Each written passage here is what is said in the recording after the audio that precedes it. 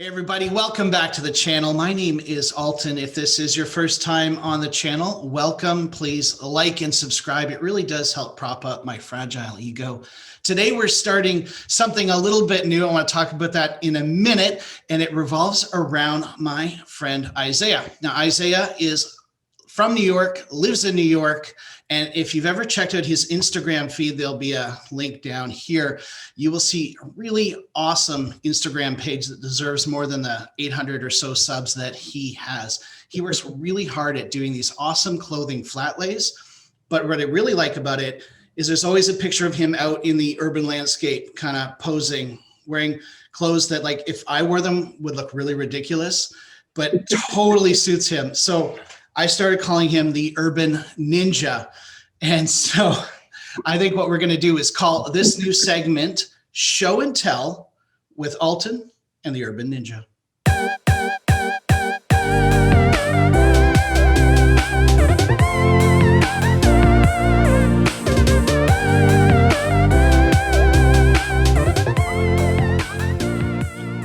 Thanks, Alton. Thanks for having me. I hope we don't clog up your watch reviews with too much of my clothing talk and things like that. But I'm glad to be here. And, I'm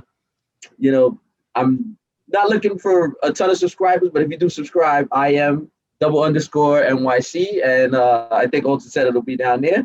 I'd appreciate it if you do come by. So what do you want to talk about? What do you want to show and tell? Well, first of all, one of the reasons I wanted to do this was because I know that you have a breadth of experience beyond mine. I'm just exclusively a watch guy, but I know that you have been going down that rabbit hole. Unfortunately, I have kind of encouraged you in that direction. And so I thought with the watch. So I thought what we do for this segment, folks watching this right now, is we would do a bunch of watch content, but we'd also leave a little bit more open to talk about anything fashion, tech, whatever we wanted to do. We'll do a wrist check, we'll do some watch news, and then we'll do show and tell. We'll each show one or two things that we think is cool, and then we'll wrap it up. Sound good? Yep, sounds great. So let's start with a wrist check. Isaiah, what are you wearing? I'm wearing my Hamilton Pilot khaki no, it's my khaki navy. What I keep confused with the Pilot is I actually put a Pilot watch strap on it, which is not the original strap it came with. So you see I got wings. It's a navy watch. I got a bit of a clash going on here. That's okay. But I kind of like the way the colors meshed in better than the original strap had, if you know what I mean. Yeah, I love that strap so much. Yeah, and I think it fits this watch pretty well. It gives it a nice spring look, even though it's not spring right now, but it's spring fall, shoulder season thing going on. And, I really like this watch. I think you were the first one I seen it on, and I was like, that's a nice watch. And when I got mine, I did, me, I do a little research, a little history and whatnot, and it was based on old chronometer, I think that's what they called it, and I still have no idea what that is. I know the Navy used them back during the war, but I just like the watch. It looks almost like, what I like about this watch is it looks like a wall clock to me. Yeah, and that is kind of what it was. So back in the ships, they would have one really, really amazing clock, and it was protected. It was usually kind of like a globe type thing, and you could see the watch or the clock, and it was very accurate, chronometer grade for back in the day. I don't know if that was plus or minus 3 minutes a day for back in then. I don't know my history that well. Yeah. So then, eventually they would make them smaller and smaller. Then they would just weld lugs onto, a smaller version of that one that'd be in the ship, and then they'd strap it to their wrist. And now we wear them as a fashion thing that costs you $600 on the gray market. There you go.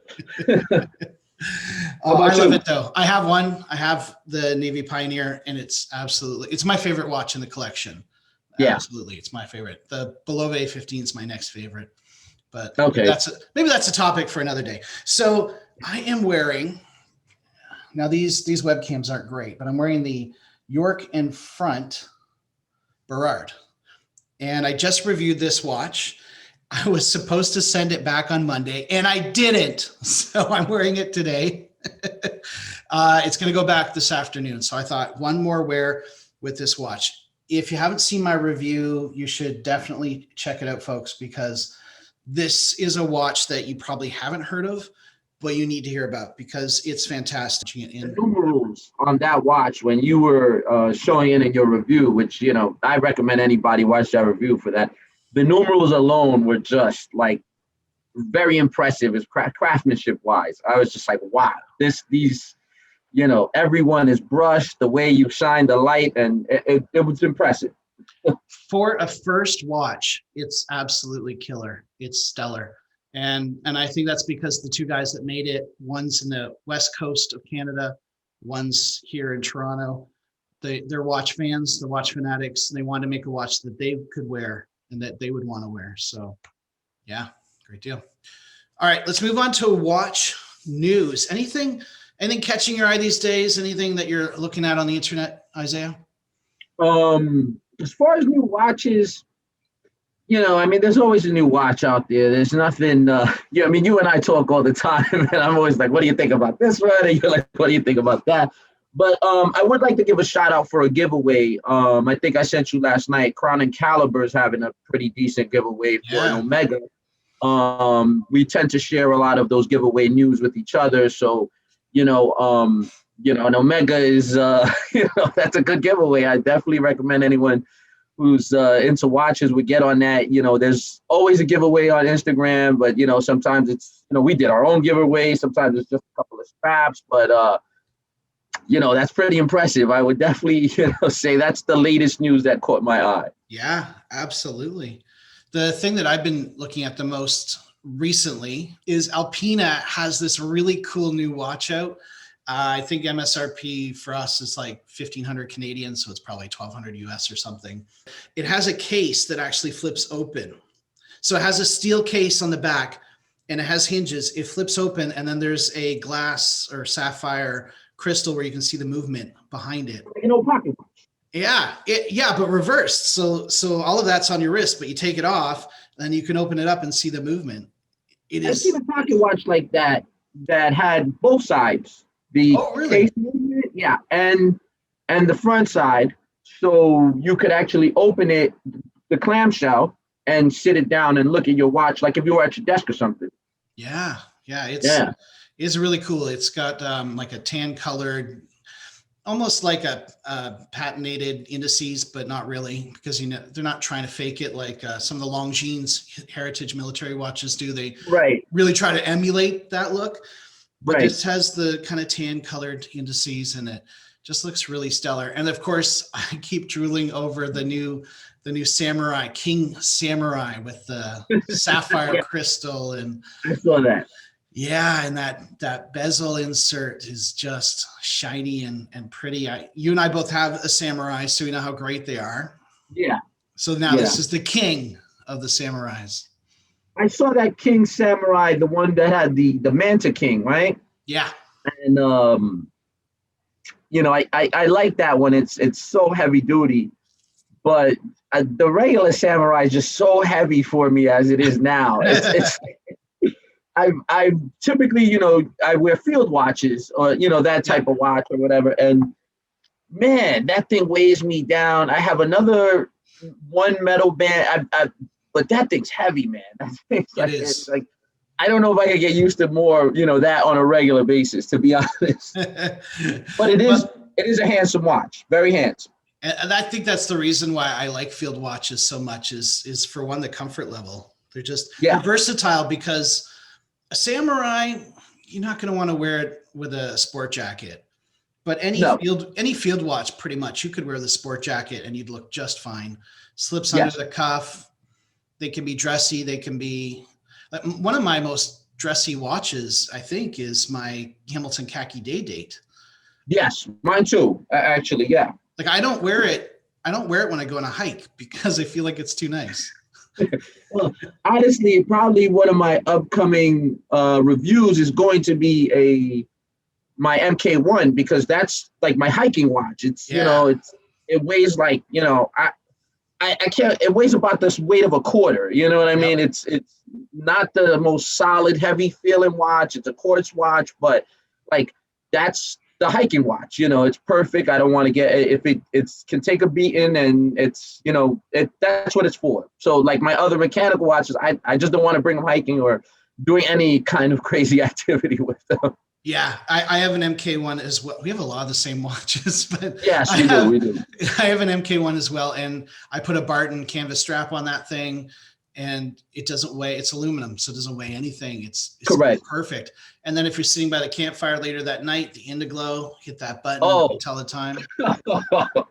Indiglow. It's game changer. I mean, Timex really should license that out. I mean, I don't know how you would do it on a watch that, you have to wind the crown and it doesn't have the same push down effect, but, you probably need a separate button. But I mean, considering, and you and I've talked about this too as well, the looms and the grade of looms from different companies. Like I love Hamilton, but my God, your loom. Yeah, terrible. Just terrible. Yeah, Seiko has like this really awesome loom for 20 minutes. Like it's like bang, but then 20 minutes, I don't know where it is anymore. And that Indiglow technology, it's like you don't need loom because anywhere you go, it's, I would love to see Indiglow in a mechanical watch. Is that even possible? Yes. I mean, give me a second button, I'll take it. Just a little absolutely. Yeah, I'll take it. I just put money down for a watch that actually looks like it has Indiglow, at least for a while. It's a fully loomed Long Island watch, pilot's watch. They call it their Aviator. And I'll throw a picture up on the screen. But when that thing is loomed, man, it glows. That's the Type B with the full dial loom. Right. Couldn't resist. You know what? I made it through Prime Days without buying a single thing. In Canada, we had some really great Prime deals, like a few of them. And the biggest one was the Bulova Lunar Pilot. It was like $360 or I don't know. It was in the 300s in Canadian. So that's under 300 US easily. Right. Really good deal for this Lunar Pilot. And I came so close to buying that. I don't need another watch. I don't need another watch, especially not another budget watch. I want my next watch to be an Alpina or a Longines, or save up the money, buy something that's going to be in my collection for 30 years. And the very next day, I went on Long Island Watch and I put down $199 US. So like I won the battle, but I did not win the war. And I think that probably really summarizes the collector conundrum. Oh yeah, it's terrible because I'm sitting here like 3 watches. I could have got that the gym that I'm in love with. The Hamilton gym. Well, it's not the gym watch. Jim from The Office. Watch, but I just keep calling it the gym because John Krasinski. But I mean, it's expensive, but considering how much I spent on all these watches, maybe if I would have done with 3 less or 4, I could have got that watch. But then again, do I want to walk around with $2,000 on my arm? I'm not too sure either, Yeah, that's the collector's journey. At some point, you start out and you just buy everything you see. And there's nothing wrong with that, because I think you got to try out different watches to see what you like. Like you said, you found that big steel Samurai to be too heavy.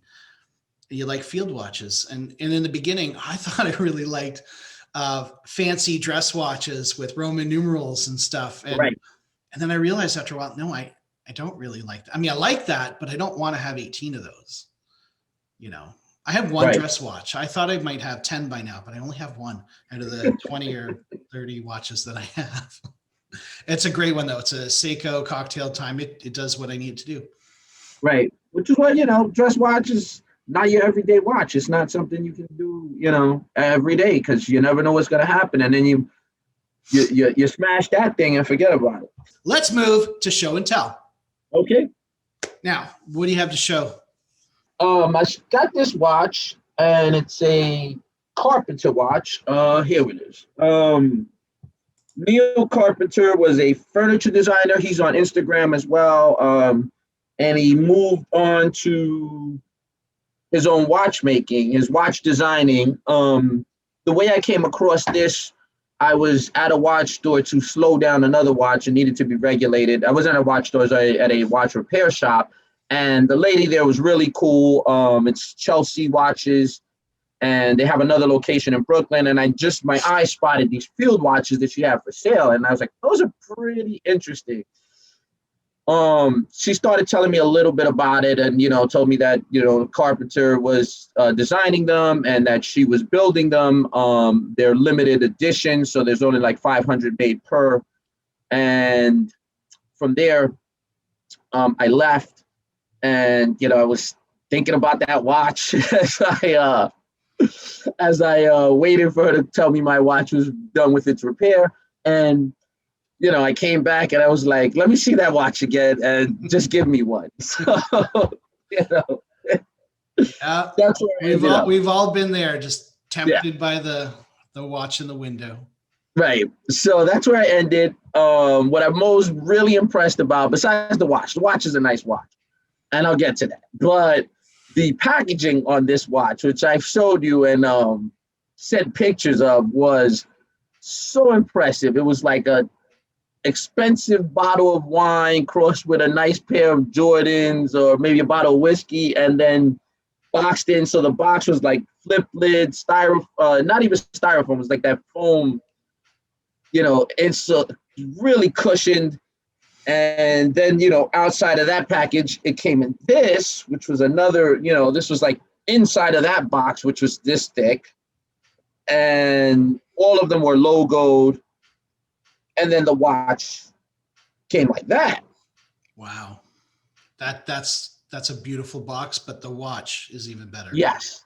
So the watch came with its own watch tool for, spring bar tool, certificate of authenticity, which was made of metal, like a straight brass card. I'll pull that out so you can see it. So that's the card that you get with it. Nice. Carpenter, the logo again. Yeah, solid. Tells you the details, Brooklyn Field, your warranty, number 66 of 250. So this watch is only 250 made. And to the watch, so it is another field watch as expected. So we see the dials got this really cream color, all stainless. I haven't even worn this watch yet. I still have the plastic on the covers. It's a Miyota movement, but it's all sapphire crystal. It's just overall, this beautiful Brooklyn-made watch, which I really, really, I appreciate it. The fact that it's, a New York brand. I guess that same kind of thing you got going on with Front and York, proud Canadian thing. The band is genuine leather as well with the logo here as well for Carpenter watch. And it's just an overall really pretty piece. And, I take from that what you will, but I was really impressed. I think it retails about 600, something like that. It's absolutely beautiful. Yeah. So yeah. I saw those on Instagram and whatnot. I think maybe a year ago they launched, if I want to say. And instantly, being a field watch guy, I was like, yeah, I like that. I met the lady who was, she owns the store. She's a woman-owned business, and she's really cool. From Brooklyn. She's, really went through it, talked to me, and I could just tell, as a professional to another professional, that she was dedicated to her work and whatnot. And the build quality is just, it speaks for itself. If you could hold this in your hand, you would know and feel what I'm talking about. Yeah. But, yeah. That is another watch that I probably wouldn't take into the woods. Definitely not. This one's like the field dress watch that you wear to the wedding or, something like that. Yeah. And that's the thing. If you're not into dress watches, get a really nice field watch like that. And you can wear that to your wedding. You can wear it whatever. Absolutely. I have a box to show you, but it has a story. Now, you know the story, but our viewers might not know the story. So here's the deal. I bought a Bulova A15 from a great company in Halifax, Canada called Halifax Watch. Best unboxing video of all time, I must say. Yeah. So, and Josh is a great guy, and he gave me a great deal and helped me pick out this watch because I do him and haw and ask a lot of questions. I'm one of those annoying customers. So I think I have the box.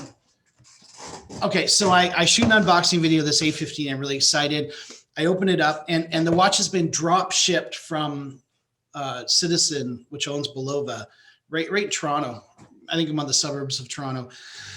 And so it got to me pretty quickly. I was excited, and I'm opening it up. And if you go back and watch the unboxing, you can see I unwrap it. It's in bubble wrap. I've never had a watch come in bubble wrap. Even from Amazon, they come on a pillow in the box. I was like, okay. Now, apparently this is how the dealers get it. Like the dealers get them bubble wrap, box separate, and they put it all together and they ship it out, which I didn't know. I just assumed that the factory, they were putting them on pillows. Right. I was like, okay, well, this is weird. And then I look at the box, and it's a Citizen box. It's this, actually, yeah, it's this box here, this very box. I'm like, Citizen with my, it was weird. It was just a little bit caught off guard. And of course, I'm taping it live. I don't upload it live, but I'm taping it live. So you get my live impression. And I was like, oh, okay. Now I didn't really care. Like, it's not a big deal. Although I guess for resale, maybe someone would question that, but right. Okay, whatever. So I sent Josh a message and I said, hey, check out the video. I mentioned your store and you'll see what happened. And I was not complaining. I didn't really care. And then he writes back, okay, maybe I'll pass this along. So he passes it along, and I guess it starts making its way through the upper echelons of Citizen Canada. And their reaction was, oh, that's awkward. So a couple of weeks go by and we're headed out of town for the week, and we stopped to check the post office box. We live in a small town, so we get all our mail in the box. And my wife comes out with this big, heavy box. I'm like, what is in there? She said, it's for you. I said, I swear I didn't order anything. Don't get mad. I didn't order anything. Actually, my wife's really cool. She never gets mad, but I did say, what is it? So I opened it up. It's really heavy. And inside is this bubble wrapped box with the Bulova on it. And then there's a card by the vice president of sales of Citizen Watch Canada. It says, oops, apologies for the packaging error. I hope you enjoyed the book enclosed. And I keep it in the box because I want to keep it nice. Oh, it is heavy. So this is the outer sleeve. Here's the inner. And it is just a really, really neat book that details the history of Bulova, where it started, different people that were involved, different like astronauts, and because they have a big military heritage too, right? Yes. Bulova was an American company for the longest time. Yeah, and New York company actually as well. Yeah. So yeah, it's a neat book. So that's kind of cool though. What great customer service from Citizen Canada. That is really awesome. But I do have one question. Yeah. Did you ever get the actual Bulova box? Oh yeah, the Bulova box was actually included in the package. I keep forgetting to mention that. Yeah, they sent the book and they sent the box. That's an important detail. I guess I was more excited about the book and I forgot about it. Yeah, well, that's to be expected. Yeah. This is something else I want to talk about. So there's a great company called Vario. You may have heard of them. Yes. I'm doing a video review on 4 of their straps. Two versions of straps, 2 each I bought. I'm going to give one away. That should come out later this week. But then they also sent me these. Now these are NATO's. One's an elastic, the other more traditional. And they sent me a watch pod to review. But the cool thing about these NATO's is that they come with these adapters. I don't know if you've ever seen it, but I don't think you're a G-Shock guy. But if you're a G-Shock person, this is a G-Shock adapter. So you take that's pretty cool though. Yeah. You take off the kind of lugs on the G-Shock, and then you stick this on each end, and then I think I can do it here. Then it slides right through and out the other side. Well, that's pretty cool. Yeah. So often I see a lot of watches, watch straps and bands that are for Apple watches, and I'm like, they're really cool, but those Apple, I don't even know if you could call them lugs. They're more like a claw they grab on. So, yeah, it's troubling. And then, you want to put the right thing. I mean, even when you do with the Seikos, you got to get that curved piece to get around the actual watch. But that's pretty awesome. That's cool. Yeah. You don't see that too much. I'm lucky to check this out. Vario's been really good to me about this stuff. I did ask to see their World War I trench watch that's being released shortly. Yeah, that watch is amazing. Yeah. Yes. All right, buddy. Well, I think we should end it before this gets too long. Do you have anything pressing you need to say before we go? No, I'm just looking forward to the next one. Maybe we'll switch it up from watches and have a little more, a little different variety of things to show off. Yeah, I would love to see some of your Nike collection, because sure. I don't own any Nikes. I don't know anything about them, but as a kid growing up in the 80s, I mean, that was the ultimate goal. I did have some back then in the day. Remember when K-Swiss came out? Everyone had to have them. There was like 1 year that they were super popular, and I had a beautiful pair of high tops. But anyway, yeah, I'd love to learn more about that kind of fashion stuff. Maybe you can hit me up a little bit. Yeah. Become a little bit more lit. No, wait, no, that's no, lit. See, I'm just trying to demonstrate how unhip I am. You can help me. We'll get there.